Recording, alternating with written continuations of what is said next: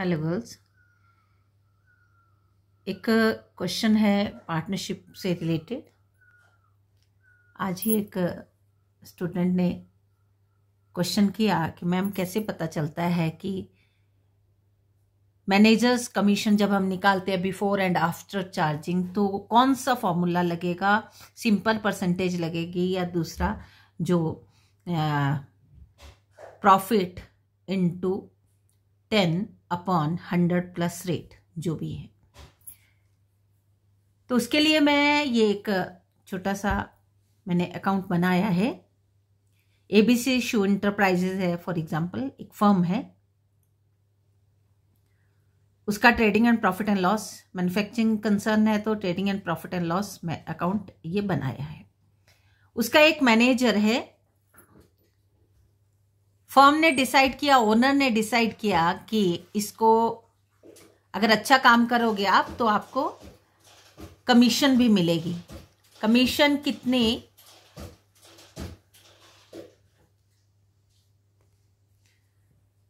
Commission कितनी? तो 10% profit का। तो वो मैनेजर भी खुश। अब देखेंगे before charging and after charging such commission. Sale बताइए मैंने उस कंपनी की, उस फर्म की 35,000।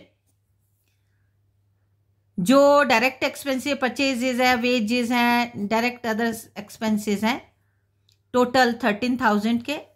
तो ग्रॉस प्रॉफिट आपका ये आ गया 22,000। अगर बिफोर चार्जिंग होगा तो डायरेक्ट इस पे ही 10% हम कैलकुलेट कर लेंगे। जैसे फॉर एग्जांपल ये मैंने किया बिफोर चार्जिंग, ग्रॉस प्रॉफिट लिखा मैंने और ग्रॉस प्रॉफिट पे 10% जब कैलकुलेट किया 10/100 तो ये 2200 रुपये बने ये, और नेट प्रॉफिट आपका 19,800 आ गया।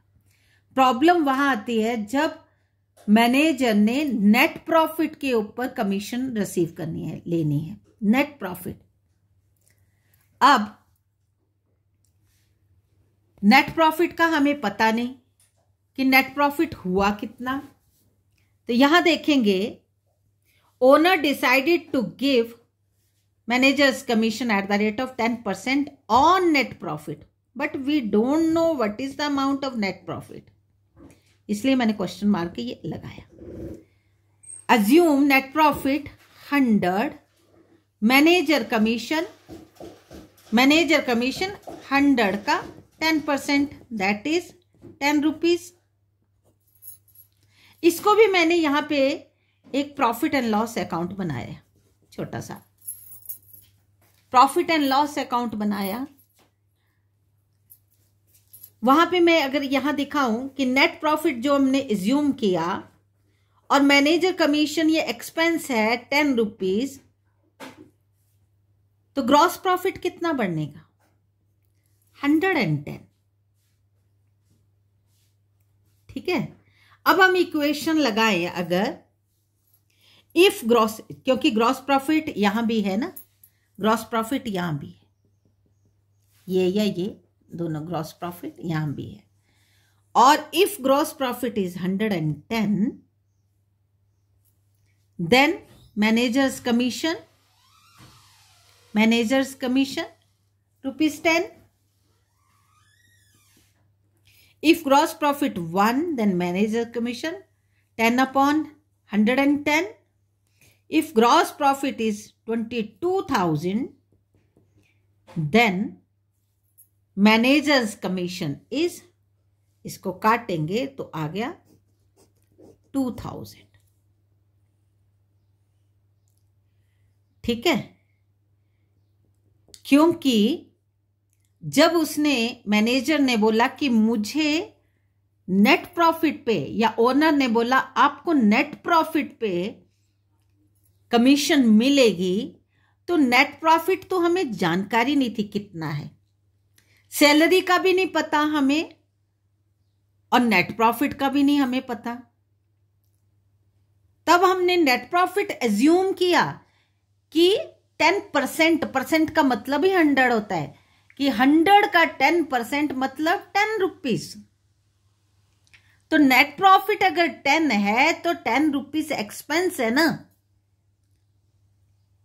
नेट प्रॉफिट 100 आया तो 10 रुपीज एक्सपेंस है, तो नेट प्रॉफिट वो एक्सपेंस होने से पहले प्रॉफिट कितना था फर्म का, 110 होगा। उस पे 10 रुपीज उस मैनेजर को अगर कमीशन मिल गई तो नेट प्रॉफिट 100 आया ना। 100 नेट प्रॉफिट, इसका 10% मैनेजर कमीशन, तो ग्रॉस प्रॉफिट कितना आया, 110। फिर इक्वेशन लगाई, ग्रॉस प्रॉफिट 110 तो manager commission 10। If gross profit 1, manager commission इतने, अगर 22,000 तो ये। अब इसी मैनेजर कमीशन को मैंने यहां पे जाके पुट कर दिया, to managers commission 2000, gross profit था 22,000, तो नेट प्रॉफिट कितना निकला 20,000। अब इसको वेरीफाई कैसे करेंगे, 20 नेट प्रॉफिट का 10% लेना था उसने, नेट प्रॉफिट का 10%, तो आ गया ना 2000। या तो आप फॉर्मूला याद कर लो कि ये जो प्रॉफिट आए उसके ऊपर 10/110 कर लो, या फिर ये इक्वेशन सिंपली इस इक्वेशन को लगा के, मतलब दिमाग में बैठना चाहिए, कंसेप्ट क्लियर होना चाहिए चीज क्या है। रट्टा मार के ये फॉर्मूला याद करके उससे काम नहीं चलता। ठीक है, मुझे लगता है सबको समझ आ गया हो। फिर भी सभी स्टूडेंट्स को मेरा नंबर पता ही है, नहीं पता चले तो फ़ोन कभी भी कर सकते हैं। वैसे कल भी क्लास लगेगी तब भी कर लेना।